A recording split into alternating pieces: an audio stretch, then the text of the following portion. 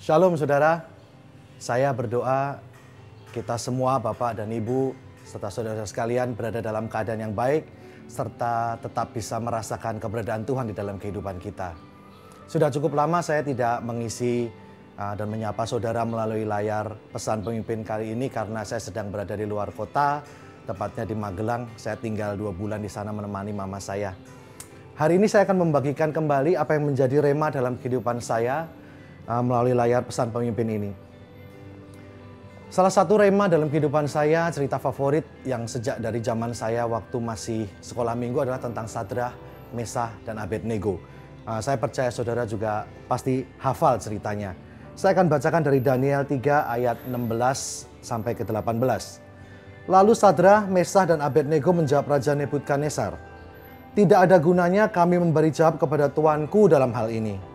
Jika Allah yang kami puja sanggup melepaskan kami, maka ia akan melepaskan kami dari perapian yang menyala itu dan dari dalam tanganmu ya Raja. Tetapi seandainya tidak, hendaklah Tuanku mengetahui ya Raja, bahwa kami tidak akan memuja dewa Tuanku dan tidak akan menyembah patung emas yang Tuanku dirikan itu." Nah saudara, cerita yang sangat favorit, cerita yang sering kali kita dengar tentang Sadrah, Mesah, dan Abednego. Di mana waktu itu bangsa Israel sedang dalam penjajahan saudara. Dan setiap kali ada suara disuarakan, ada musik yang ditiup, setiap orang harus sujud menyembah kepada patung yang didirikan oleh Raja Nebukadnezar. Tetapi Sadrah, Mesah, Abednego, dan Daniel tidak melakukan itu saudara. Mereka berkata mereka tidak mau menyembah selain Allah mereka. Yang menarik adalah sewaktu Raja Nebukadnezar marah dan memanggil mereka, mereka tetap dalam ketetapan mereka untuk mereka tidak menyembah patung yang didirikan itu. Mereka berkata kepada Raja, mereka bilang Tuhan sanggup melepaskan mereka, pasti akan dilepaskan kalau Tuhan sanggup.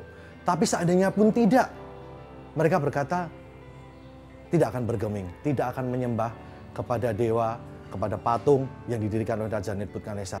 Nah saudara, sewaktu kembali saya merenungkan cerita tentang Sadrah, Mesah, dan Abednego ini, saya merasa bahwa apa yang mereka lakukan ini sebenarnya sesuatu yang sangat luar biasa saudara. Bukan sebuah hal yang mudah, sebuah iman yang mereka berani bayar dengan kesetiaan, dengan taruhan nyawa mereka saudara. Saya percaya apa yang mereka lakukan bukan sesuatu yang instan. Saya percaya apa yang mereka lakukan selama ini karena mereka sudah mengenal figur Allah mereka. Karena mereka sudah melakukannya waktu demi waktu, hari demi waktu, hari demi hari. Mereka membangun hubungan sehingga mereka bisa mengenal tentang Allah mereka. Sehingga mereka bisa memiliki iman, memiliki kepercayaan dan kesetiaan yang luar biasa seperti itu. Bahkan sewaktu mereka diancam untuk masuk ke dalam dapur api, kalau tidak mau menyembah ke patung, mereka berkata tidak, saya tidak mau. Karena mereka punya Allah yang menurut mereka hebat, yang mereka selama ini sembah. Saudara, kalau saudara baca di pasal dan ayat sebelumnya, saudara akan menemukan betapa Sadrah, Mesah, dan Abednego ini sebenarnya hidup di dalam aturan-aturan yang sudah ditetapkan dengan ketat. Mereka tidak mau menajiskan diri mereka dengan makanan raja. Mereka juga, saya percaya, membaca firman-firman Tuhan, membaca tentang Allah mereka dari buku-buku, dari literatur, dari pengajaran orang-orang yang selama ini mereka panutin. Saya sangat percaya mereka memiliki hubungan dan pengenalan yang baik akan Tuhan. Tentang figur Allah yang selama ini mereka sembah. Mereka terus mempelajari diri, mereka memperlengkapi diri mereka dengan kitab-kitab mungkin yang ditulis oleh nabi-nabi, oleh pengenalan dari cerita orang, pengenalan dari para mentor mereka. Mungkin mereka memperlengkapi diri mereka dengan pengetahuan tentang bagaimana sebenarnya Allah yang mereka sembah itu. Dan mereka memiliki komitmen yang kuat bahwa mereka akan mengikuti Allah sampai pada penghabisannya. Semua hal yang mereka sudah pelajari, yang sudah mereka pupuk dan mereka sudah lakukan, diuji pada hari itu. Pada saat Raja Nebukadnezar memanggil mereka dan berkata, kalau kamu tidak mau sembah, kamu masuk ke dapur api. Hari itu mereka menghadapi ujian hidup dan mati. Semua hal yang mereka sudah pelajari, yang mereka sudah mengerti, janji-janji Tuhan mereka, segala sesuatu yang mereka kenali tentang Allah mereka, hari itu diperhadapkan dengan sebuah ujian yang berat, yaitu tentang hidup dan mati mereka. Dan mereka memutuskan untuk mereka tetap pada imannya. Saudara, hari-hari seperti ini bukan hari yang mudah. Banyak orang mengalami kesusahan di dalam bisnis, di dalam usaha, bahkan di dalam keluarga. Ada banyak pergesekan, ada banyak pertengkaran mungkin yang terjadi. Selama ini kita sebagai anak-anak Tuhan sudah memperlengkapi diri kita dengan banyak firman. Kita sudah melakukan saat teduh, kita sudah membaca firman Tuhan, kita mendengarkan khotbah-khotbah, kita mendengarkan tuntunan, mendengarkan pesan pemimpin, dan banyak hal yang kita sudah lakukan untuk memupuk pengetahuan kita, pengenalan akan Tuhan kita yang benar, saudara. Nah, hari-hari ini seperti halnya Sadrak, Meshak, dan Abednego.